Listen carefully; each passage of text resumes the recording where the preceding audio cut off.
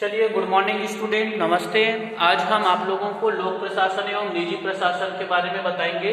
तो पहले इसके क्वेश्चन देख लेते हैं। लोक प्रशासन एवं निजी प्रशासन में समानताएं एवं असमानताएं, या क्वेश्चन ऐसे भी पूछते हैं कि लोक प्रशासन और निजी प्रशासन में अंतर बताइए, इस प्रकार से। तो चलिए, लोक प्रशासन और निजी प्रशासन की प्रस्तावना देख लेते हैं।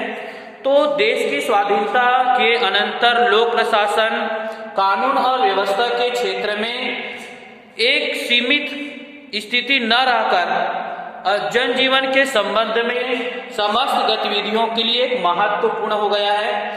विकास की चरम प्रगति की ओर देखें तो लोक प्रशासन समस्त मानव जगत के लिए एक प्रकार से उन्नति की बढ़ती हुई जनसंख्या एवं बढ़ती हुई अवसर के लिए एक प्रकार से एक नित नई आवश्यकता बनते जा रहे हैं। तो इस प्रकार से लोक प्रशासन की प्रस्तावना।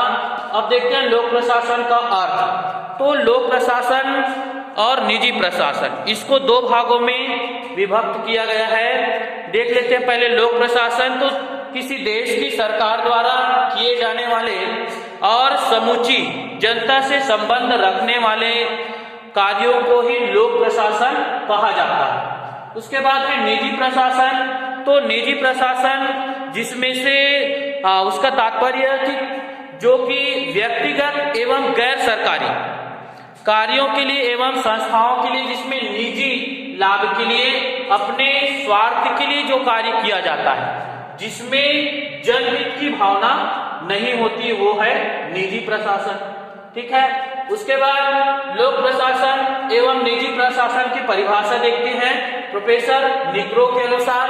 तो निग्रो ने क्या कहा है कि जनता के लिए किए जाने वाली सेवाएं जो लोक प्रशासन का वास्तविक हृदय है, ऐसा निग्रो का कहना है। चलिए, इसके बाद हम देखते हैं लोक प्रशासन और निजी प्रशासन की समानताएं। तो इसमें क्या क्या समानताएं हैं। सबसे पहले संगठन की आवश्यकता। तो लोक प्रशासन और निजी प्रशासन दोनों में ही सबसे पहले संगठन की आवश्यकता है। कोई भी काम को हम करना है तो हमें एक संगठन की आवश्यकता पड़ती है, जो लोक प्रशासन और निजी प्रशासन दोनों में ही आवश्यक है। उसके पश्चात देखें तो कार्य प्रणाली की समानता। तो दोनों की जो कार्य प्रणाली है वो भी लगभग एक समान है ना। जो लोक प्रशासन में है वही निजी प्रशासन में भी है। तो इस प्रकार से कार्य प्रणाली भी समानता है। अब देखें नंबर तीसरा, तो अधिकारियों के समान उत्तरदायित्व।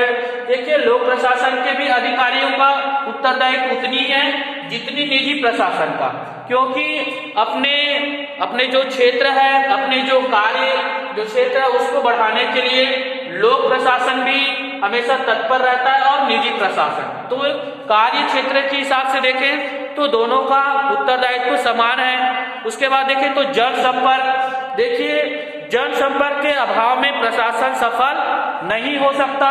तो लोक प्रशासन के लिए भी हमें जनसंपर्क की आवश्यकता है, और निजी प्रशासन, हम अपने निजी कार्यों के लिए भी हमें जनसंपर्क की आवश्यकता है। तो इस प्रकार से दोनों के लिए जनसंपर्क आवश्यकता है। तो ये भी इनकी समानताएं हैं। अब है अन्वेषण। तो प्रशासनिक चुनौतियां जो कि एक प्रकार से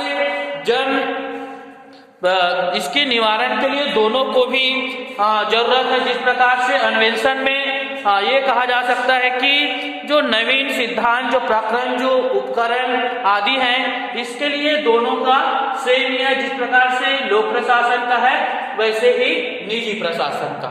ठीक है। तो इसके बाद देखते हैं इसकी असमानताएं। दोनों में अंतर क्या है, असमानता क्या है।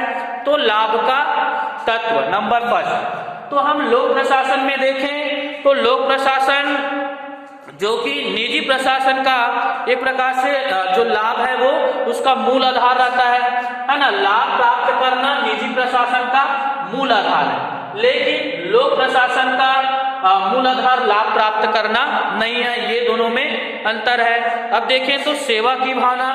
तो सेवा की भावना, लोक प्रशासन में सेवा की भावना हो सकती है, होती है, लेकिन निजी प्रशासन में सेवा की भावना नहीं होती। इसमें अपने निजी स्वार्थ के लिए काम किया जाता है। अब देखिए नंबर तीसरा, सार्वजनिक उत्तरदायित्व।